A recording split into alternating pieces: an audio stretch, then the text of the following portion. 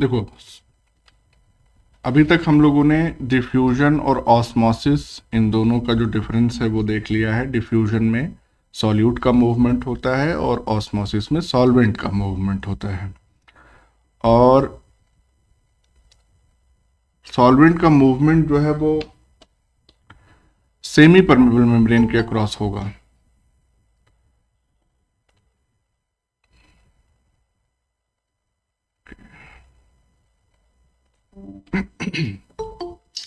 तो अब हम लोग बात करेंगे नेक्स्ट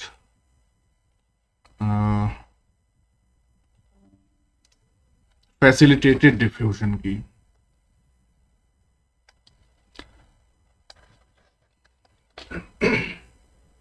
तो जो second type of passive transport है,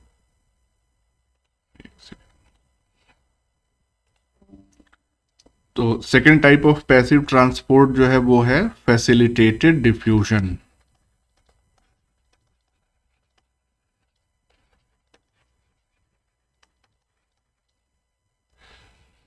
तो क्या डिफरेंस है सिंपल डिफ्यूजन और फैसिलिटेटेड डिफ्यूजन में? या फैसिलिटेटेड डिफ्यूजन को एक और नाम से हम जानते हैं, it is also known as carrier mediated.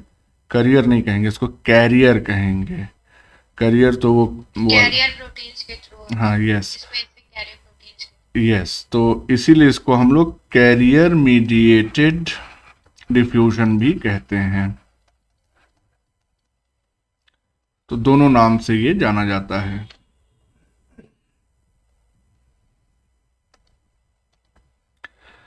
तो इसमें सबसे पहला पॉइंट ये निकल के आता है कि इसमें मूवमेंट जो होगा सॉल्यूट का, movement of solutes occurs along concentration gradient. सबसे पहली बात तो ये है, अलोंग कंसंट्रेशन ग्रेडियंट होगा, या हम इलेक्ट्रोकेमिकल ग्रेडियंट की भी बात करेंगे। जहां पे भी इलेक्ट्रोकेमिकल ग्रेडियंट की बात करेंगे तो आपके जहन में कौन सा सॉल्यूट आना चाहिए? पोलर। पोलर और चार्ज्ड होना चाहिए। चार्ज्ड पोलर यस, और हाँ, चार्ज्ड। क्योंकि इलेक्ट्रो और केमिकल दोनों चीजें यहाँ पे इन्वॉल्व हो गई हैं। और अगर कंसंट्रेशन ग्रेडियंट की बात करेंगे तो वो अनचार्ज्ड होगा। तो ये चीजें आपको हमेशा पढ़ते समय ध्यान में रखनी चाहिए। अच्छा, तो मूवमेंट तो हो रहा है, ये तो डेफिनेशन जो है वो इक्वेट कर रही है with definition of simple diffusion, या उसमें जो होता है वही हो रहा है। लेकिन डिफरेंस कहाँ पे आता है? बट द पैसेज इज नहीं होगा यहाँ पे। द पैसेज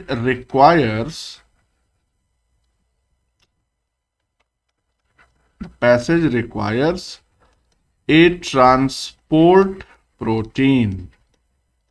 ये डिफरेंस, पॉइंट ऑफ डिफरेंस आ गया। अब वो ट्रांसपोर्ट प्रोटीन जो है वो कैरियर प्रोटीन भी हो सकती है और चैनल प्रोटीन भी हो सकती है।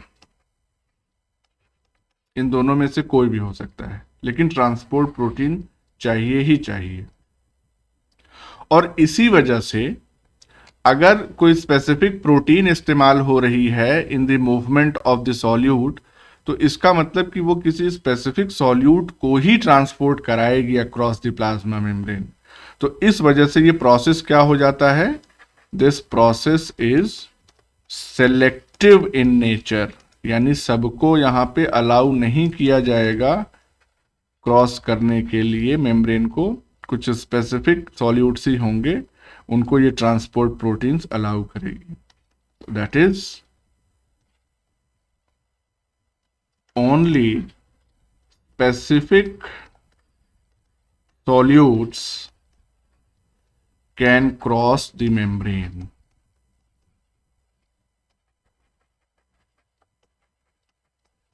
ठीक है। अब ये जो कैरियर प्रोटीन्स हैं जो कि मीडिएट करती हैं फैसिलिटेटेड डिफ्यूजन को, उनको हम स्पेसिफिक नामों से जानते हैं। तो वो नाम जानना भी ज़रूरी है, क्योंकि कई बार प्रोटीन के साथ सिर्फ वो जो नाम हम अभी बताएंगे वही एसोसिएटेड रहते हैं। तो आपको समझना है कि we are talking about carrier protein. तो carrier proteins that mediate facilitated diffusion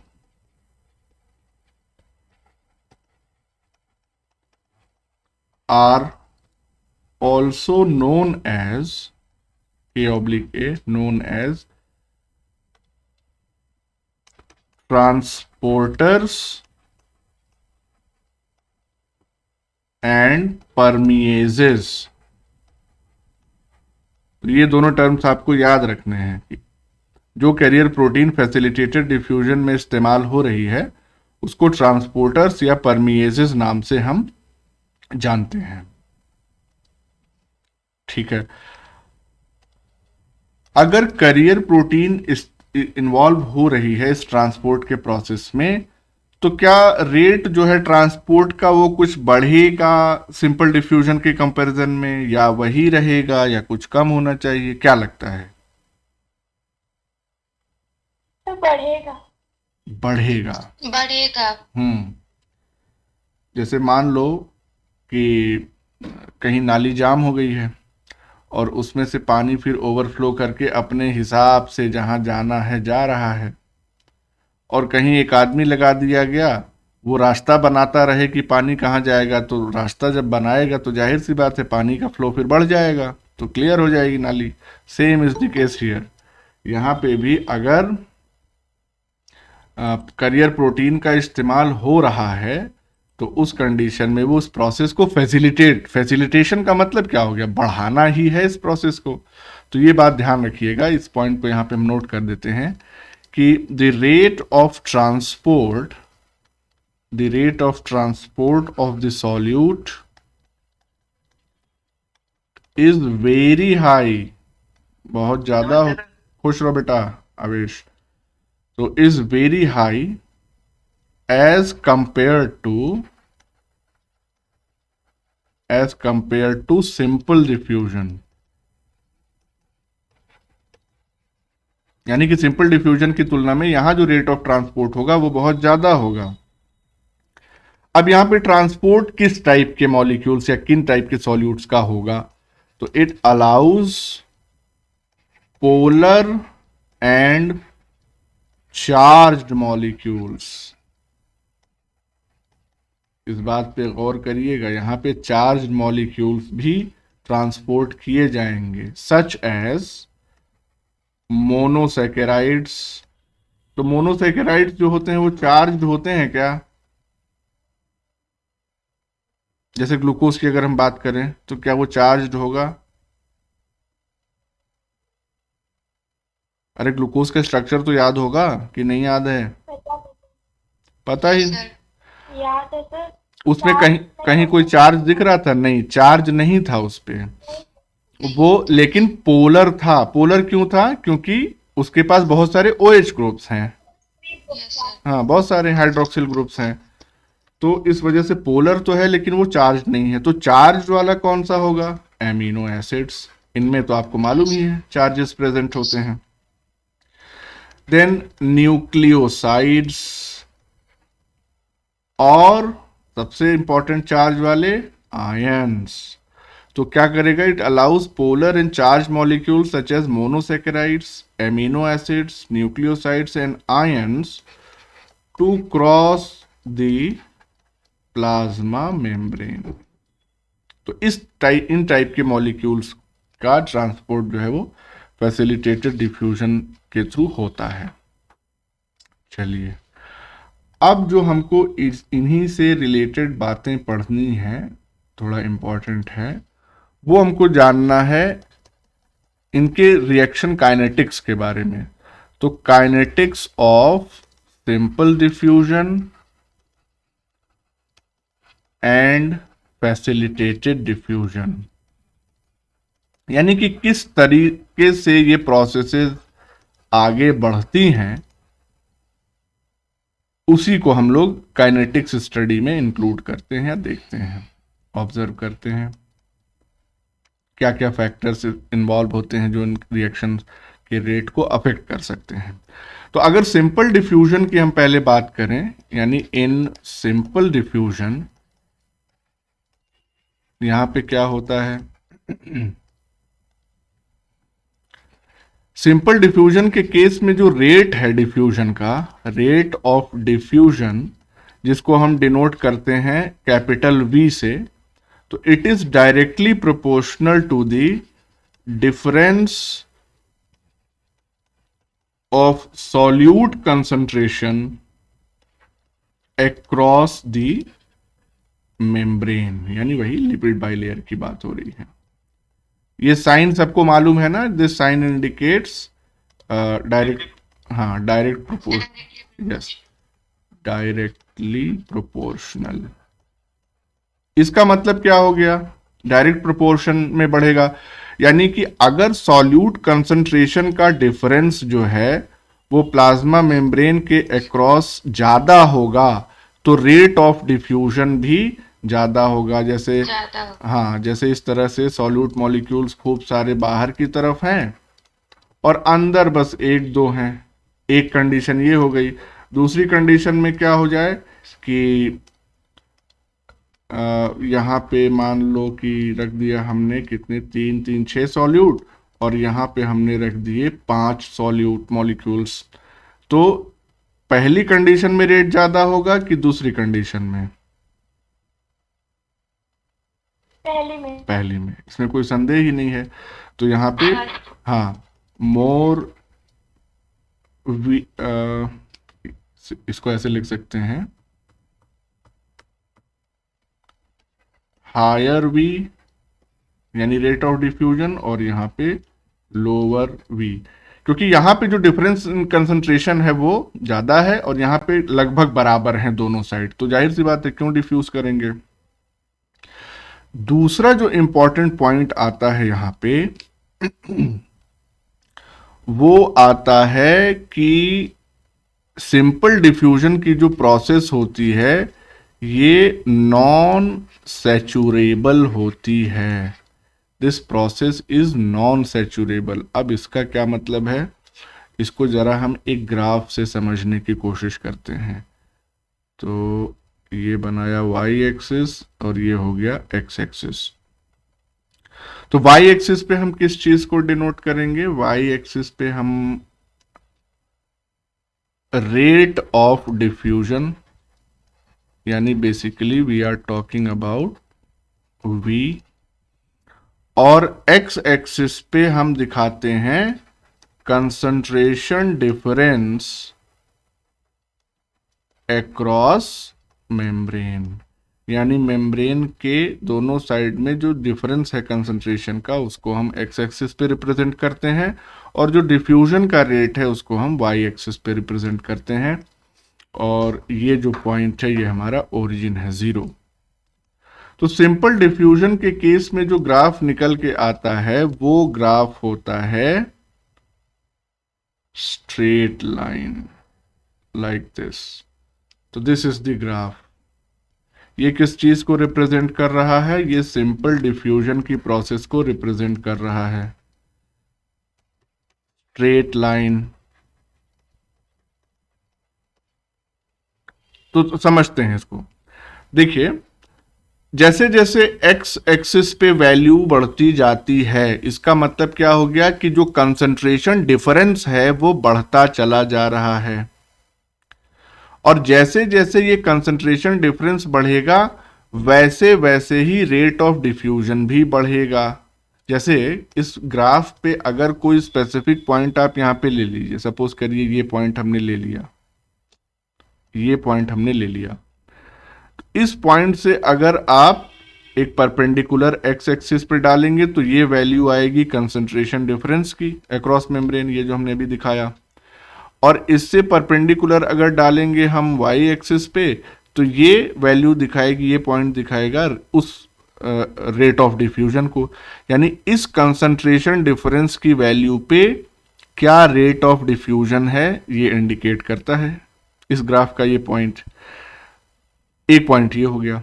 मान लीजिए थोड़ा सा और आगे गए हम, ये पॉइंट हमने ले लिया, तो यहां पे भी अगर हम परपेंडिकुलर डालेंगे तो ये वैल्यूज मिलेंगी हमको x एक्सिस पे and then on y axis. अब आप खुद देख के समझ सकते हैं, यहां पे कंसंट्रेशन डिफरेंस इस कंसंट्रेशन डिफरेंस की तुलना में कम है, ठीक है। और यहां पे इसी रिलेशन में यहां पे जो रेट ऑफ डिफ्यूजन है वो इस वाले की तुलना में कम है। तो जैसे जैसे कंसंट्रेशन डिफरेंस बढ़ रहा है वैसे वैसे रेट ऑफ डिफ्यूजन भी बढ़ रहा है। लीनियर है, कोई दिक्कत नहीं, स्ट्रेट लाइन। नॉन सेचुरेबल का क्या मतलब है? नॉन सेचुरेबल का मतलब ये हो गया कि या तो ये प्रोसेस होगी जब ये कंसंट्रेशन डिफरेंस होगा, या तो ये प्रोसेस नहीं होगी अगर दोनों साइड कंसंट्रेशन जो है वो इक्वल होगा। यहां पे हमने कितने 6 बनाए थे, यहां 5 बनाए थे, एक और इधर भेज दो तो उस दौरान क्या होगी? प्रोसेस बंद हो जाएगी, नहीं होगी। तो या तो ये प्रोसेस होगी या तो ये प्रोसेस नहीं होगी। सैचुरेशन का मतलब क्या होता है? सैचुरेशन का मतलब ये होता है कि एक मैक्सिमम स्पीड पे आके और उसी स्पीड से फिर लगातार चलती रहे, तब उसको हम सैचुरेशन कहते हैं। यहां ऐसा कुछ नहीं है। होगा अगर कंसंट्रेशन डिफरेंस बढ़ता चला जाएगा तो रेट अपने आप बढ़ता चला जाएगा, नहीं तो अगर कंसंट्रेशन डिफरेंस इक्वल हो गया, कोई डिफरेंस नहीं रहा कंसंट्रेशन में अक्रॉस द मेम्ब्रेन, तो प्रोसेस बंद। अभी आपको ये नॉन सैचुरेबल नहीं उतना क्लियर हो रहा होगा, जब सैचुरेशन समझ में आ जाएगा तब नॉन सैचुरेबल या नॉन सैचुरेशन भी ज़्यादा समझ में आ जाएगा। तो उसके लिए हमको डिस्कस करना पड़ेगा पहले फैसिलिटेटेड डिफ्यूजन को, फिर अभी हम इस पे आएंगे। अब देखते हैं फैसिलिटेटेड डिफ्यूजन में क्या हो रहा है। तो फैसिलिटेटेड डिफ्यूजन के केस में जो रेट है, rate of diffusion, it reaches A maximum value, और इसको हम कहते हैं वी मैक्स, क्योंकि रेट ऑफ डिफ्यूजन को हम v से डिनोट कर रहे थे। जब ये अपने मैक्सिमम वैल्यू पे पहुंच गया तो ये v मैक्स हो गया। और ये कंडीशन कब आती है? व्हेन द ट्रांसपोर्टर प्रोटीन, या वही carrier protein, proteins are saturated.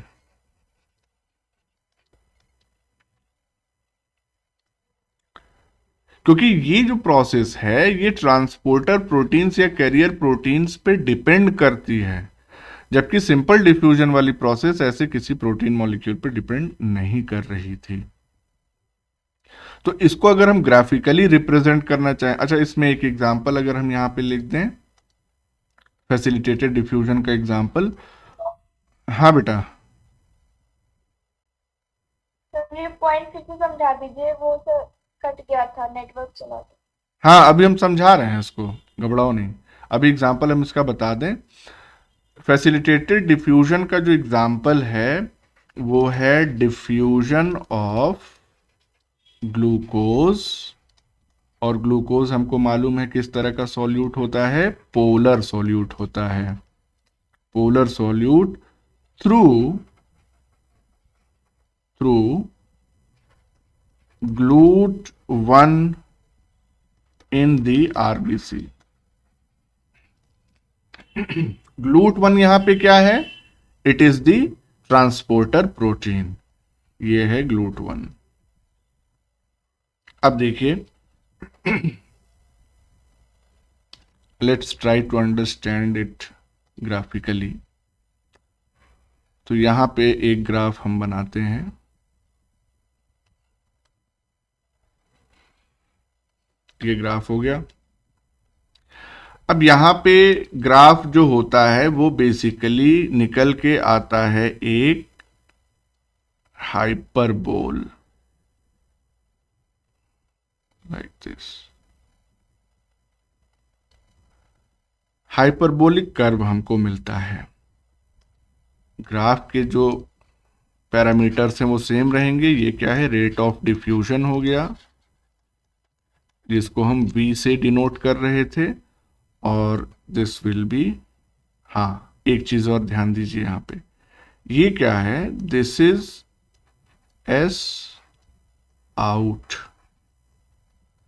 थोड़ा सा डिफरेंस आया। पिछले ग्राफ से अगर हम कंपेयर करें तो यहाँ पे वाई एक्स एक्सिस पे हम ले रहे थे कंसंट्रेशन डिफरेंस अक्रॉस मेम्ब्रेन, लेकिन यहाँ पे एक्स एक्सिस पे हम ले रहे हैं S out. Now what is this S out? तो S out it is the concentration of glucose outside RBC. RBC के बाहर ग्लूकोज का कंसंट्रेशन। एस इन क्या होगा? It is the concentration of glucose inside.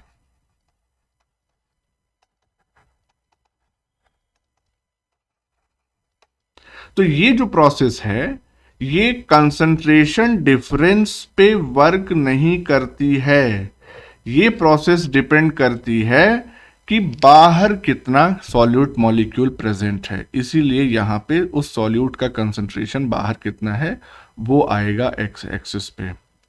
अब देखिए इस प्रोसेस को समझते हैं। अगर आप यहां पे ध्यान दें तो ये प्रोसेस जो है शुरू में हो रही है और यहाँ पे क्या है, कर्व जो है वो ऊपर की तरफ बढ़ रहा है। तो इसमें किसी भी पॉइंट पे आप लेंगे, सपोज करिए, अभी नहीं ले रहे पॉइंट पे, यहाँ पे वैसे ही अगर लीनियर से कंपेयर करो तो इतना हिस्सा इसका लीनियर जैसा नजर आ रहा है जैसा पिछले ग्राफ में हमने देखा था।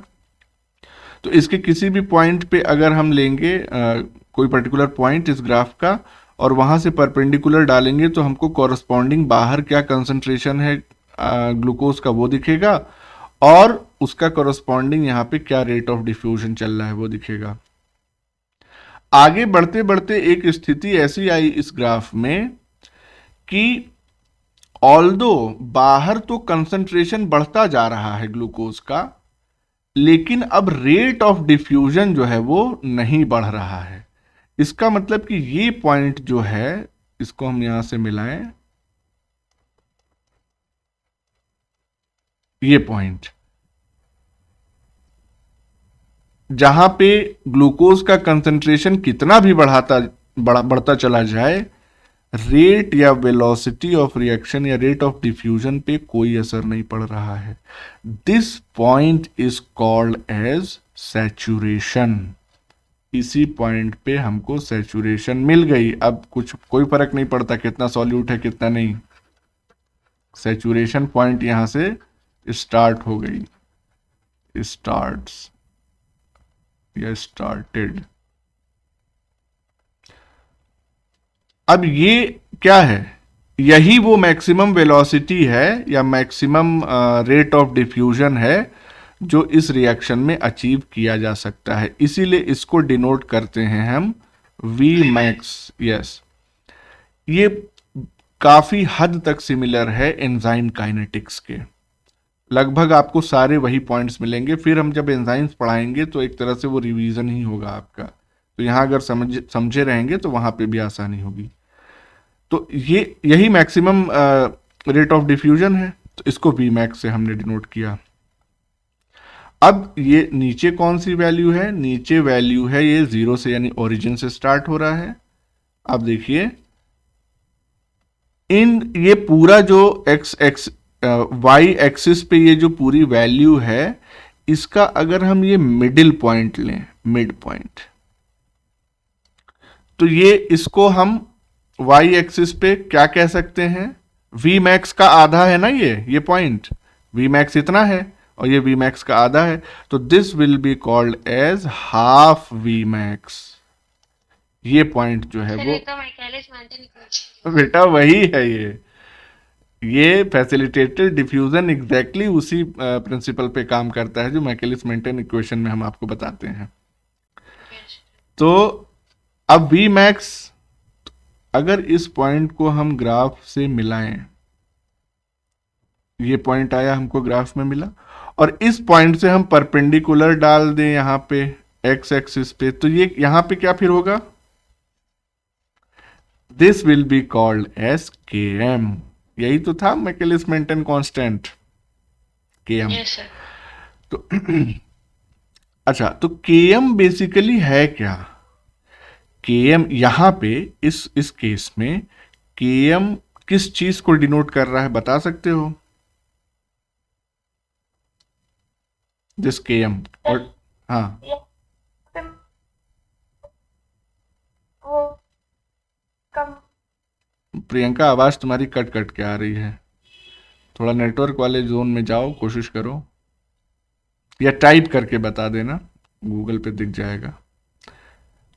कोई और बताना चाहेगा व्हाट इज Km? Km इस पर्टिकुलर ग्राफ में Km क्या रिप्रेजेंट कर रहा है? अगर ये बता दो केवल। सॉलिड की वो ग्लूकोज की कंसंट्रेशन। यस एग्जैक्टली, ये इस ग्राफ में ग्लूकोज का कंसंट्रेशन आरबीसी के बाहर क्या है उसी को तो डिनोट करेगा। इस एक्सिस पे कोई भी पॉइंट आप लेंगे तो वो एस आउट को ही तो रिप्रेजेंट कर रहा है। लेकिन यहाँ पे कंडीशन क्या हो गई, ये उस सॉल्यूट कंसंट्रेशन को बता रहा है, डिनोट कर रहा है जब जो रेट ऑफ डिफ्यूजन है वो अपने मैक्सिमम वैल्यू के हाफ तक पहुंच गया है। ठीक है, इसका सिग्निफिकेंस हम यहाँ पे नहीं डिस्कस करेंगे। सिग्निफिकेंस इसका जब माइकलिस मेंटेन कांस्टेंट एंजाइम वाले में पढ़ाएंगे, एंजाइम काइनेटिक्स में, तो वहीं पे डिस्कस करेंगे। लेकिन यहाँ प्रोसेस हम डिस्कस कर दे रहे हैं बिल्कुल। तो इतने पॉइंट्स में किसी को कंफ्यूजन हो बच्चों तो बोलो, फिर से एलाबोरेट करें, अदरवाइज हाँ बताओ। सर हमको वो मतलब नहीं समझ में आया, ट्रांसपोर्टर प्रोटीन्स आर सैचुरेटेड, क्योंकि तब नेटवर्क चला गया था। अच्छा, हाँ, ये वी मैक्स वाली जो वैल्यू है ये कब अचीव होती है? जब ये ट्रांसपोर्टर प्रोटीन सैचुरेट हो जाते हैं। अब देखो, इसको थोड़ा सा एलाबोरेट कर देते हैं।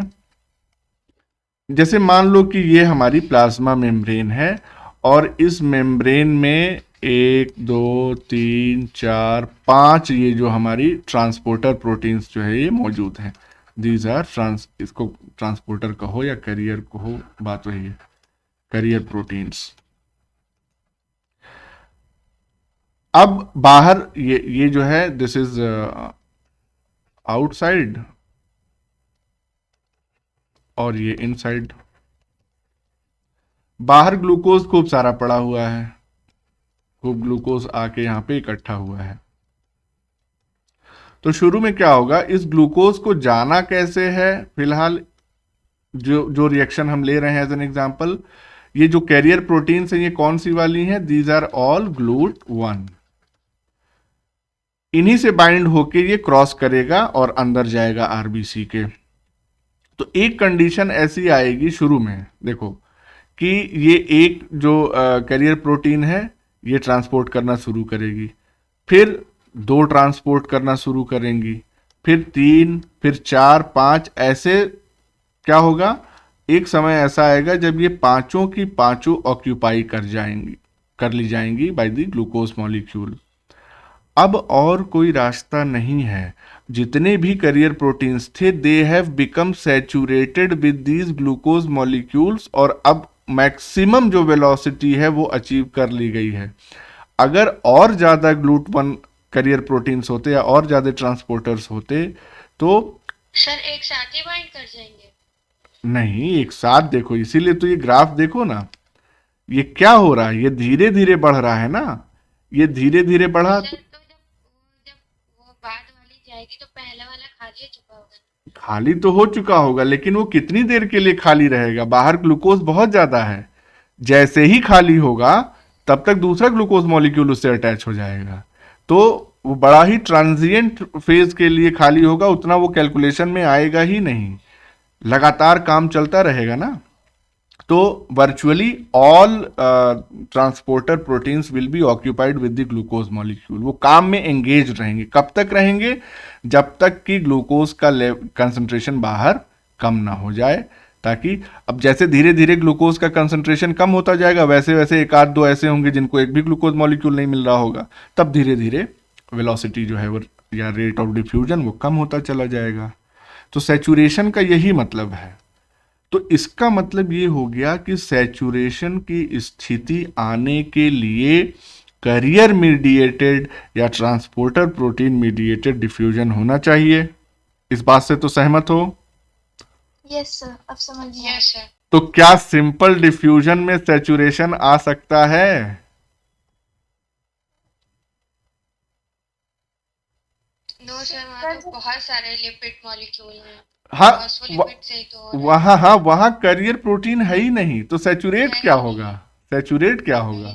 तो इसीलिए ये सिंपल डिफ्यूजन की प्रोसेस जो है वो नॉन सैचुरेबल है, क्योंकि सैचुरेशन किसका हो रहा है, कैरियर प्रोटीन्स का, वो सिंपल डिफ्यूजन में है ही नहीं, तो सैचुरेशन की कोई नौबत ही नहीं आएगी। प्रियंका कुछ बोल रही थी, बोलो। कुछ नहीं सर, बस समझ में आ गया, वही बोल रहे। ठीक ठीक ठीक। तो ये जो पॉइंट्स हमने बताए हैं, ये ग्राफ को एक्सप्लेन किया है, इसको एक बार फिर जल्दी से सुन लेते हैं। इतने पोर्शन में ग्राफ लीनियर है, तो जहां जिस भी पॉइंट पे हम लेके और परपेंडिकुलर डालेंगे हमको बढ़ता हुआ रेट मिलेगा। कंसंट्रेशन जैसे जैसे बढ़ रहा है वैसे वैसे रेट भी बढ़ रहा है। लेकिन एक समय ऐसा आएगा सैचुरेशन पॉइंट जहां से स्टार्ट होगा, यानी सारे करियर प्रोटीन्स जो है सैचुरेट हो चुके हैं। अब इसके बाद ग्लूकोज का कंसंट्रेशन कितना भी रहे, जब 5 ही आदमी है काम करने के लिए, 5 ही करियर प्रोटीन है, तो वही अपना काम कर पाएंगी, तो वही मैक्सिमम काम कर पाएंगे, और that is called as V max या मैक्सिमम रेट ऑफ डिफ्यूजन। इन पॉइंट्स को हम जल्दी से यहाँ पे नोट कर दे रहे हैं ताकि क्विक रिवीजन और नोट्स भी कंप्लीट हो जाएं। तो पहला पॉइंट यही है कि when the facilitated diffusion of glucose is measured as a function of external outside RBC glucose concentration, the resulting plot is, colour change कर दें, हाइपरबोलिक। ये सब क्वेश्चन पूछा जाता है ना। तो इस ग्राफ पे भी हम इंडिकेट कर रहे हैं कि ये बेसिकली क्या है, ये हाइपरबोलिक प्लॉट। पैराबोलिक हाइपरबोला भी कह सकते हैं। अब उसमें ना बहुत ज्यादा उसमें अंदर ना जाओ टेक्निकल जो टर्म है यहाँ पे उसी को याद रखो, नहीं तो ज्यादा इधर उधर करोगे तो फिर कंफ्यूजन क्रिएट होगी। क्वेश्चंस के थ्रू हम इसको देखेंगे। तो ये हाइपरबोलिक है, और सिंपल डिफ्यूजन में क्या था, स्ट्रेट लाइन था। इतना डिफरेंस समझ में आ गया। और हाइपरबोलिक का नेचर क्या होता है कि जब सबस्ट्रेट कंसंट्रेशन जो है वो ज्यादा होता है, यानी कि एट हाई एस आउट, तो उस समय क्या होगा, the rate of Uptake, Uptake कहिए या वही ट्रांसपोर्ट, अपटेक ही कर रही है ना आरबीसी, अप्रोचेस वी मैक्स।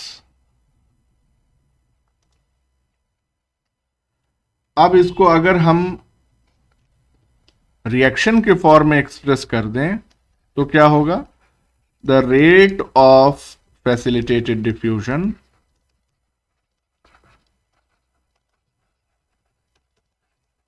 जिसको हम V से डिनोट कर रहे थे, of glucose can be expressed as, ये क्या लिख दिया हमने, एज, तो V यानी कि rate of facilitated diffusion is equal to V max into S out, substrate concentration and glucose concentration outside the cell, upon Km plus S out, क्योंकि यहाँ पे सिर्फ बाहर के कंसंट्रेशन को ही जहन में रखा जाता है। तो Km, अब यहाँ पे जो इक्वेशन में पैरामीटर्स हैं उनको अगर हम यहाँ पे लिख दें तो V max आपको मालूम ही है, what is V max, it is the maximum rate of diffusion. Km क्या है, Km जो है वो है, हाँ आउटसाइड कंसंट्रेशन। मतलब अगर इसी से डिनोट कर दें तो ठीक रहेगा ना, कोई कंफ्यूजन तो नहीं है। पहले ही बता चुके हैं, ये ग्लूकोज का कंसंट्रेशन सबस्ट्रेट के लिए एस लिखा हमने, तो it is the glucose concentration outside eight which half, V max is half. हाँ यानी कि हाफ मैक्सिमल ट्रांसपोर्ट रेट, जिसको हम 1/2 बी मैक्स से डिनोट कर रहे थे, इज अटेन्ड, यानी अपनी आधी मैक्सिमम स्पीड हो से चलने लगता है प्रोसेस, यानी ट्रांसपोर्ट का जो प्रोसेस है, कब, जब सबस्ट्रेट कंसंट्रेशन Km के बराबर हो जाता है तो ग्लूकोज का। ठीक है, तो ये प्रोसेस समझ में आ गई दोनों, सिंपल डिफ्यूजन और फैसिलिटेटेड डिफ्यूजन की, कोई कंफ्यूजन तो Yes, नहीं sir. है? ठीक है, अब हम बात करेंगे कि कौन कौन सी प्रोटीन्स जो हैं, या क्लासेस ऑफ प्रोटीन्स जो मीडिएट करती हैं फैसिलिटेटेड डिफ्यूजन को। अभी तुमने सिंपली कह दिया कैरियर प्रोटीन और एक एग्जांपल ले लिया था GLUT1 का, अब क्लासेस ऑफ प्रोटीन्स की बात करेंगे। तो let's talk about classes of proteins that mediate facilitated diffusion.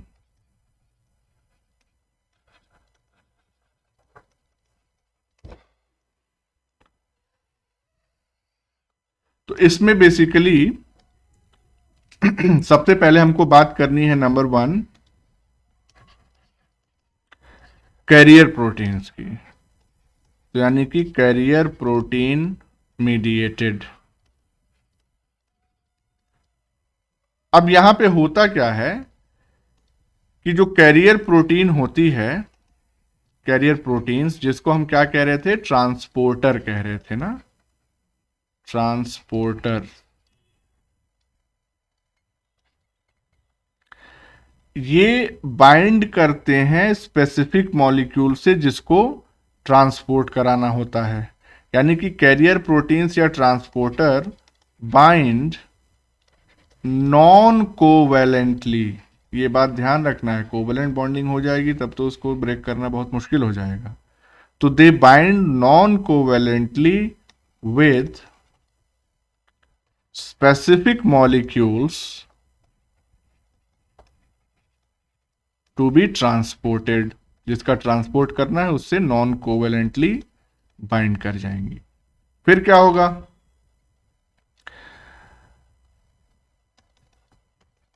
it causes a conformational change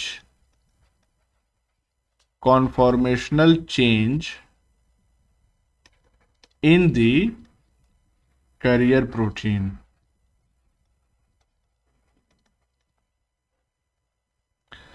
और उससे क्या होगा, जब इसके अंदर कुछ चेंज इंड्यूस होगा कैरियर प्रोटीन के, तो जो मॉलिक्यूल है वो उस प्रोटीन से पास होते हुए जो है वो निकल के चला आएगा अपोजिट साइड में। अब इसके लिए इमेज, हाँ एक इमेज तो होनी चाहिए, लेट्स सी अगर हमारे पास है तो।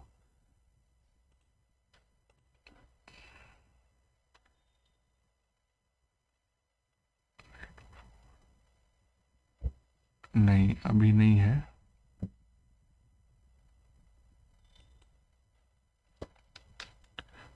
एक सेकंड, 1 मिनट दो।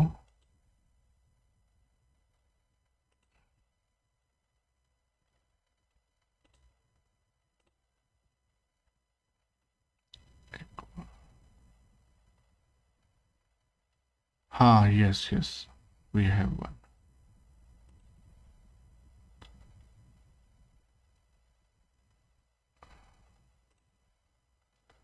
लेकिन इसको चलो नेक्स्ट पेज पे दिखा देते हैं।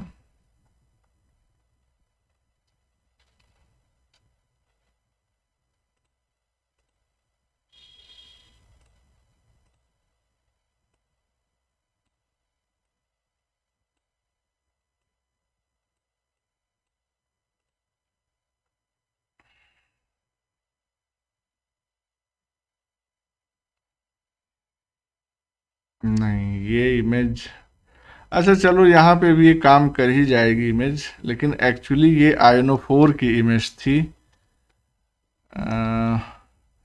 अगर आयनोफोर टर्म हम यहाँ से हटा दें तो फिर जब दोबारा हम इसको देखेंगे तो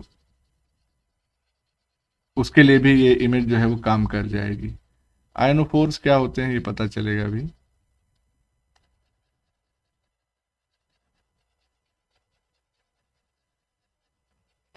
यहाँ पे भी दो हिसाब किताब है। जैसे हमने अभी पीछे क्या कहा कि कितनी क्लासेस ऑफ प्रोटीन्स हैं जो फैसिलिटेटेड डिफ्यूजन को मीडिएट करती हैं। तो पहली क्लास हो गई कैरियर प्रोटीन मीडिएटेड, और दूसरी क्लास जो होती है वो चैनल फॉर्मिंग प्रोटीन होती है। तो यहाँ पे भी हम देख रहे हैं कैरियर प्रोटीन जो होती है, इससे जब सॉल्यूट बाइंड करता है तो इसके अंदर कन्फर्मेशनल चेंजेस आते हैं, जिसकी वजह से ये रोटेट करता है और दूसरी साइड डिलीवर कर देता है। और जैसे ही ये डिलीवर करता है मॉलिक्यूल को दूसरे साइड, फिर से ये जो कॉन्फॉर्मेशनल चेंज हुआ था वो रिवर्ट बैक हो जाता है और वापस से अपनी पोजीशन पे आ जाता है। चैनल फॉर्मिंग प्रोटीन क्या है, वो कॉन्टिन्यूसली यानी कि लगातार पूरे थ्रू आउट द मेम्ब्रेन यानी अक्रॉस द मेम्ब्रेन ये चैनल बना के रखती हैं, जिसमें आसानी से सॉल्यूट मॉलिक्यूल जो है वो क्रॉस करते हुए निकल सकता है। तो ये बेसिकली दो टाइप्स की प्रोटीन्स हैं जिसके थ्रू फैसिलिटेटेड डिफ्यूजन होता है। इसमें मेन बात आपको क्या ध्यान रखनी है, एग्जाम्पल कि ये थोड़ा सा मोटा हो गया। एग्जाम्पल की अगर हम बात करें तो सबसे बढ़िया एग्जाम्पल है carrier protein mediated facilitated diffusion का ग्लूट। अब ये जो ग्लूट होता है इसके बारे में हमको थोड़ा सा विस्तृत चर्चा करनी है अभी। ग्लूट बेसिकली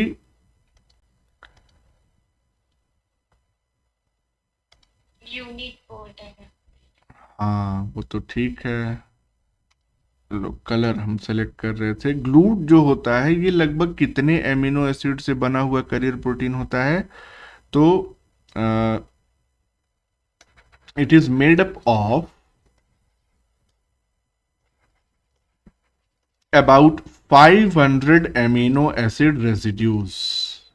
लगभग 500 एमिनो एसिड से मिलके ये ग्लूट ट्रांसपोर्टर जो है वो तैयार होता है। दूसरी चीज कि ह्यूमंस के केस में, हमारे केस में इस ग्लूट के 14 आइसोफॉर्म्स पाए जाते हैं। 14 डिफरेंट, या डिफरेंट तो नहीं कहेंगे, आइसो का मतलब होता है सिमिलर, काफी हद तक ये सिमिलर होते हैं। तो in humans 14 आइसोफॉर्म्स of glute.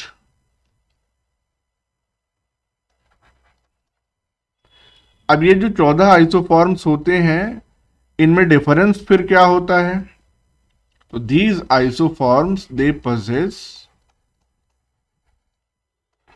Various substrate specificities, यानी कि स्लाइटली डिफरेंट टाइप के सबस्ट्रेट से ये बाइंड करेंगे। तो सबस्ट्रेट स्पेसिफिसिटी इनकी वेरी करती है according to the type of isoform. कौन सा आइसोफॉर्म है, अभी हम एक एक थोड़ा कुछ डिटेल में और देखेंगे। अब ये जो आइसोफॉर्म्स होते हैं, यहां पे लिख देते हैं द 14 आइसोफॉर्म्स, ये किन चीजों में इस्तेमाल होते हैं, इन्वॉल्व होते हैं, तो दे आर इन्वॉल्व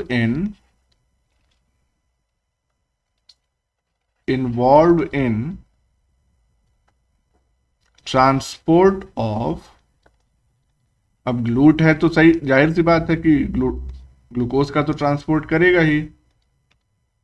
तो सबसे पहला हो गया ग्लूकोज, दूसरा हो गया अदर हेक्सोजेस।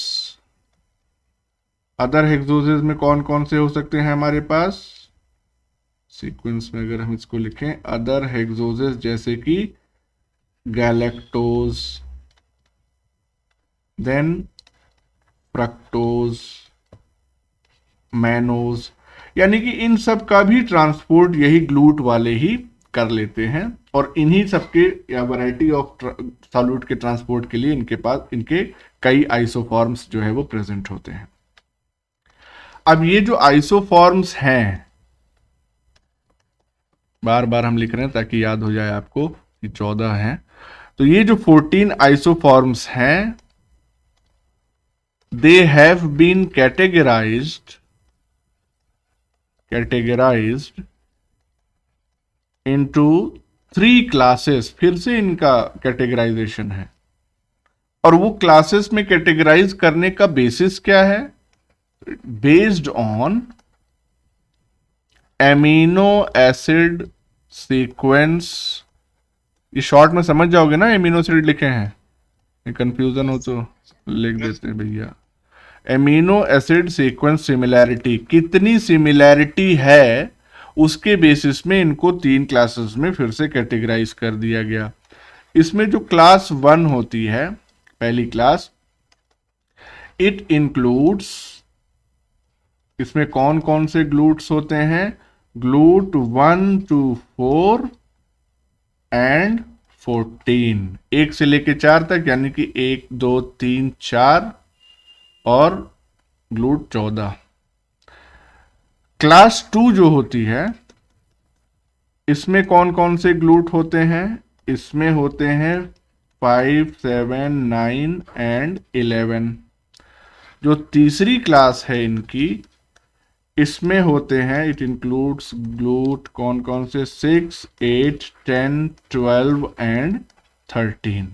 तो इस तरह से based on amino acid sequence similarity 3 classes जो हैं वो ग्लूकोज ट्रांसपोर्टर की तैयार हैं। अब हम अगर इनके स्ट्रक्चर्स की बात करें तो लेट्स सी, ऑल ग्लूट आइसोफॉर्म्स, जितने भी 14 आइसोफॉर्म्स हमने देखे, दे possess 12 ट्रांसमेम्ब्रेन सेगमेंट्स। इसमें 12 ट्रांसमेम्ब्रेन सेगमेंट्स होते हैं। अब देखो यहाँ पे, इसीलिए ये देखो कहीं का डायग्राम कहीं नहीं डाल देना चाहिए। अब यहाँ पे अब कैरियर का ही एग्जांपल ले रहे हैं, यहाँ पे दिखा रहा है कि ट्रांसमेम्ब्रेन सेगमेंट है नहीं इसमें, तो लेट्स डिस्कार्ड दिस इमेज, क्योंकि जरा भी कंफ्यूजन अगर रह गई आपको तो फिर वो समस्या खड़ी हो जाएगी। इसकी जगह हम ये वाली इमेज लगा दे रहे हैं, ये इमेज तो कहीं भी चल जाएगी, ओवरलैप कराना है, नहीं हुआ।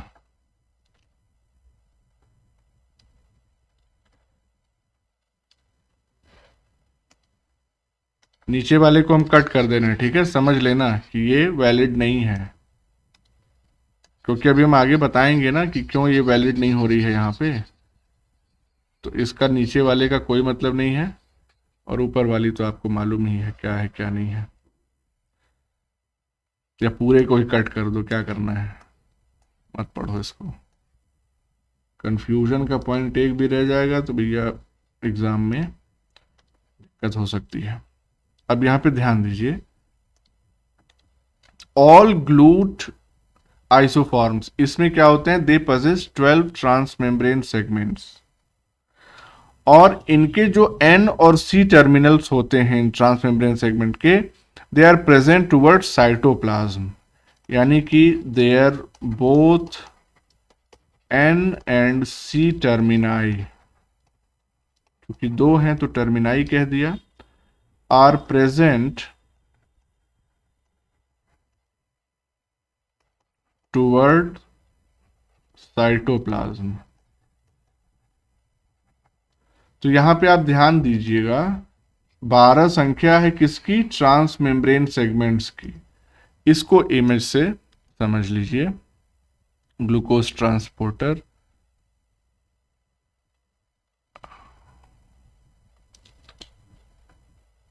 एक सेकेंड,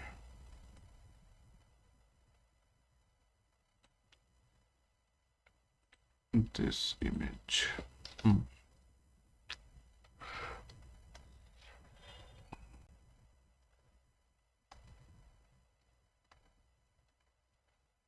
छोटा तो नहीं लग रहा है इमेज? और तेरी ये क्या हो गया, एक सेकेंड।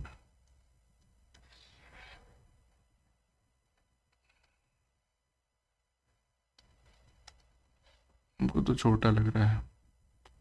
अंडू,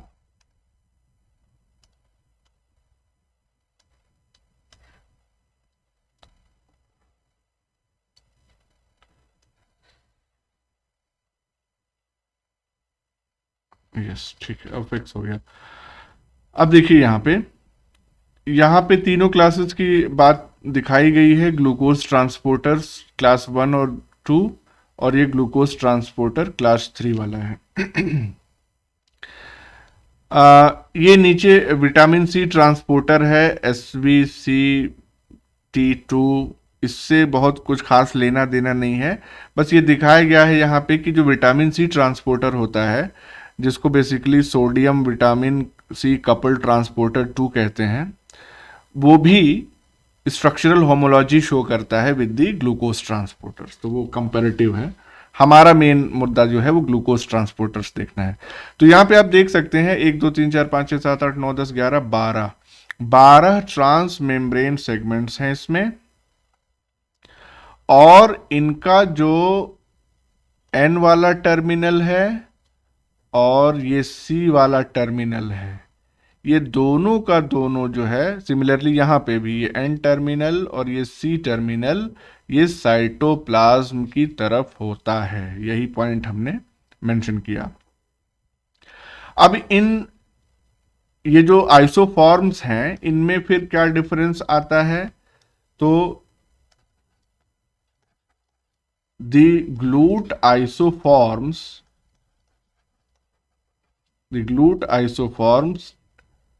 डिफर इन, किन किन चीजों में डिफर करते हैं?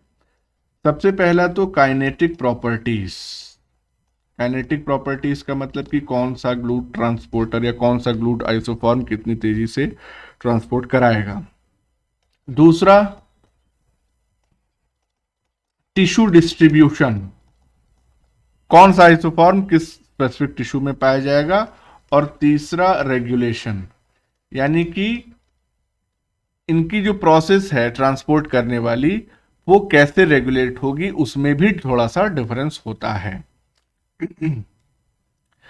अब देखिए, अगर हम काइनेटिक प्रॉपर्टी का तो जो जनरल डिस्कशन हमने किया उसी से काम चल जाएगा फैसिलिटेटेड डिफ्यूजन में। टिश्यू डिस्ट्रीब्यूशन की जरा हम बात कर लेते हैं। तो इसमें क्या है, जितने भी आइसोफॉर्म्स हैं उनमें से मोस्ट ऑफ द आइसोफॉर्म्स, यानी कि most isoforms are constitutively expressed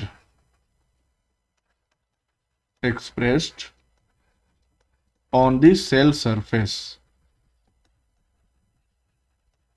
constitutive expression का मतलब जानते हैं क्या होता है? लगातार, बस ऐसे समझ लीजिए। तो जितने भी आइसोफॉर्म्स, उसमें से मोस्ट ऑफ द आइसोफॉर्म्स वो हमेशा सेल सरफेस पे एक्सप्रेस होते रहते हैं। जैसे कि टिश्यू स्पेसिफिक डिस्ट्रीब्यूशन का यहाँ पे हम एग्जांपल ले लें, ग्लूट 1 कहाँ पाया जाता था बताओ, याद होगा? आरबीसी के में। यस, तो एरिथ्रोसाइट। ग्लूट 2 कहाँ पाया जाता है?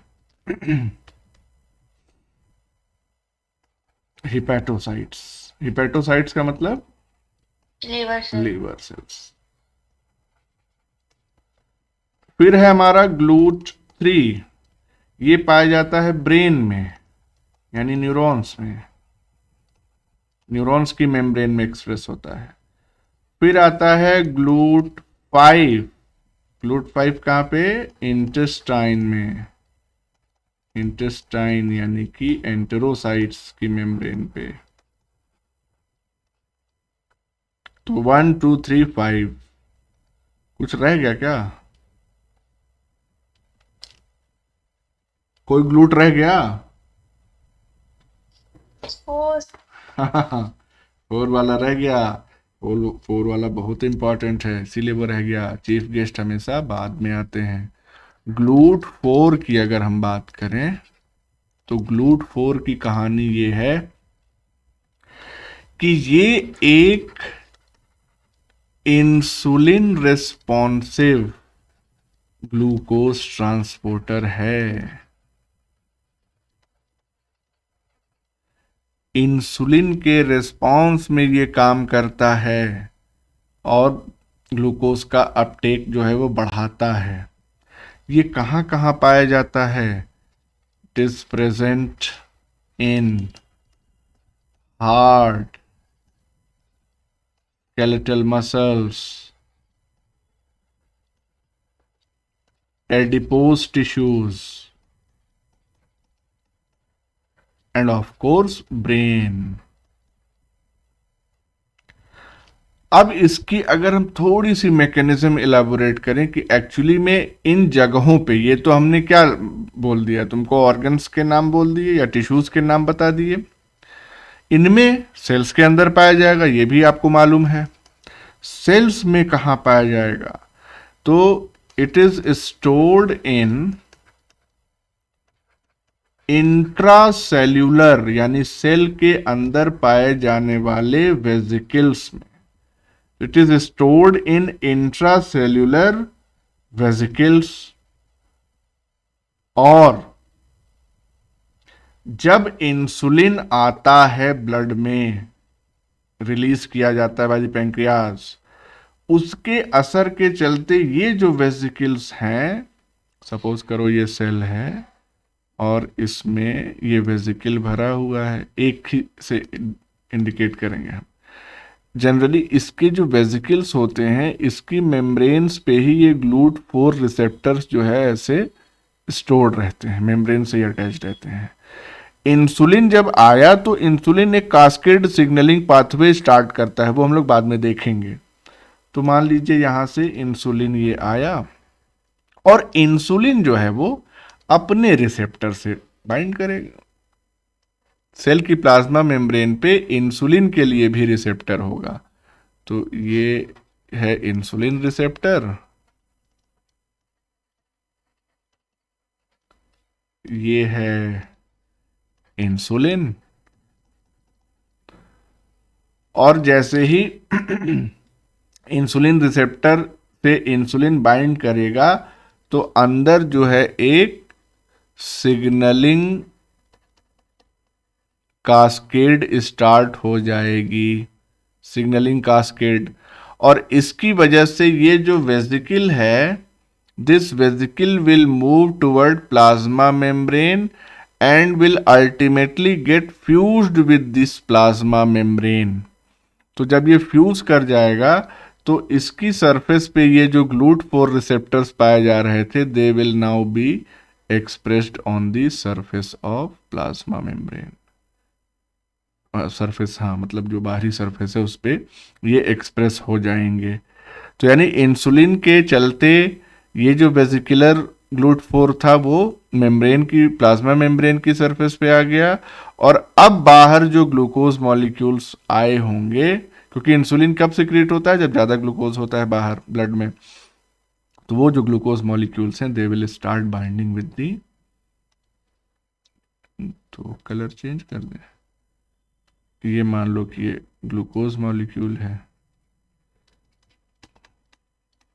तो वो बाइंड करेंगे और वो उसका अपटेक जो है ये ग्लूट 4 करने लगेंगे।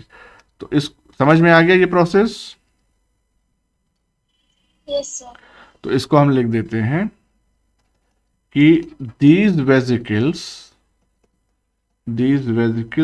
fuse with the plasma membrane upon stimulation by insulin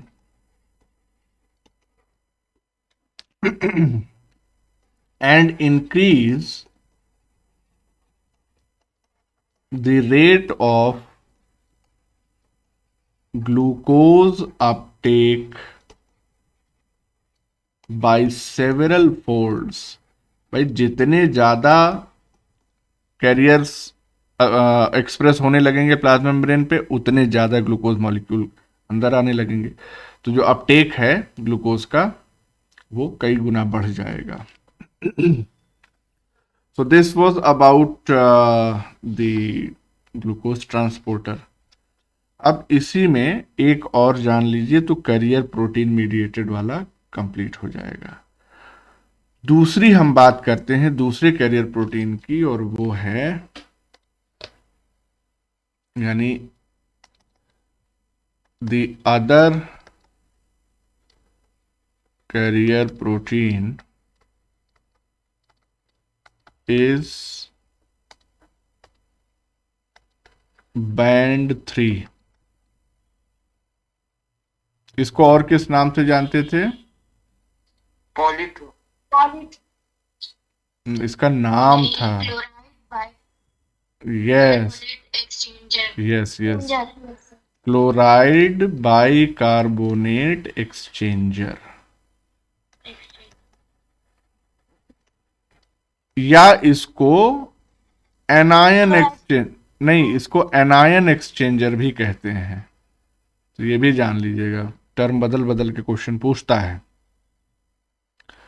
और ये बेसिकली किस तरह की प्रोटीन होती थी, किस तरह का ट्रांसपोर्ट शो करती थी? एंटीपोर्ट। हाँ भाई, क्लोराइड अंदर जाता तो बाइकार्बोनेट बाहर आता, तो ये एंटीपोर्टर है। तो इसके बारे में कुछ पॉइंट्स हम देख लें, कुछ तो हमने पहले डिस्कस किए हैं। तो ये कहाँ पे प्रेजेंट होती है? It is present on plasma membrane of RBC, पहला पॉइंट हो गया।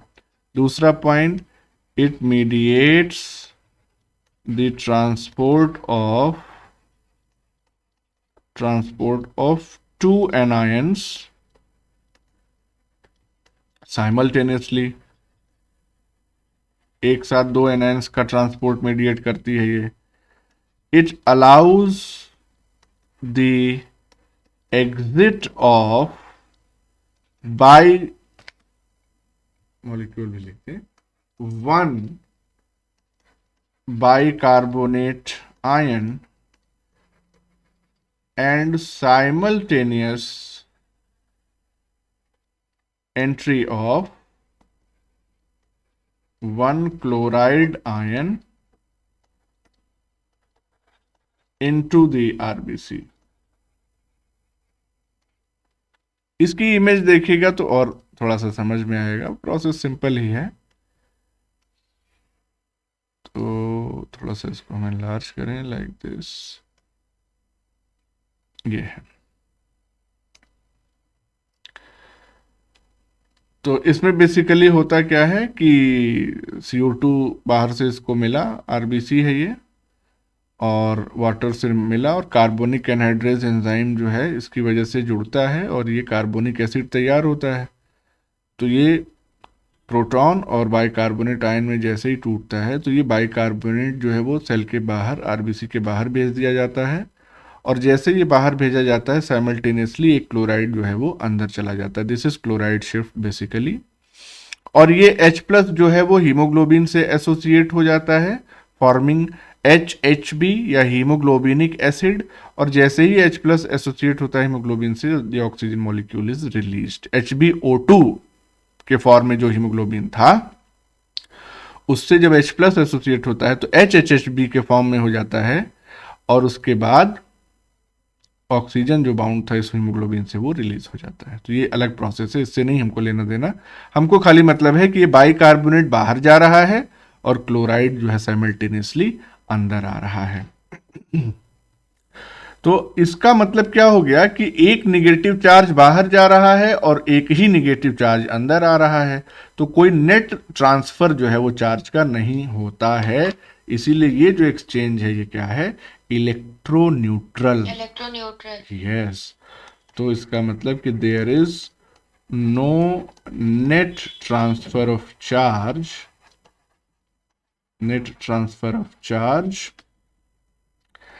thus the exchange is electroneutral। Electroneutral. ठीक है, अगर कभी ऐसी परिस्थिति होती कि दो निगेटिव बाहर जा रहे थे और एक ही निगेटिव अंदर, या जैसे कि सोडियम पोटेशियम पंप में हम देखते हैं कि 3 सोडियम जो है वो बाहर जाते हैं और 2 पोटेशियम अंदर आते हैं, तो यानी कि बाहर जो है पॉजिटिव चार्ज ज़्यादा गया, अंदर जो है पॉजिटिव कम आया, तो अंदर क्या हो जाएगा, निगेटिव चार्ज हो जाता है। इसीलिए इनर जो मेम्ब्रेन होती है प्लाज्मा मेम्ब्रेन का इनर साइड, साइटोसोलिक स्पेस, वो निगेटिव हो जाता है। और भी उसमें प्रोटीन्स वगैरह कंट्रीब्यूट करते हैं। तो उस तरीके का जो ट्रांसपोर्ट होता है उसको हम इलेक्ट्रोजेनिक ट्रांसपोर्ट कहते हैं। कोई बहुत स्पेशल टर्म नहीं है, वो वहीं पे हम बता देंगे, इलेक्ट्रोजेनिक जो हो रहा होगा वहाँ पे सोडियम पोटेशियम पंप में। तो this was all about the carrier proteins mediated transport. अब हम लोग नेक्स्ट क्लास में चैनल प्रोटीन मीडिएटेड ट्रांसपोर्ट और आयनोफोर्स के बारे में पढ़ेंगे।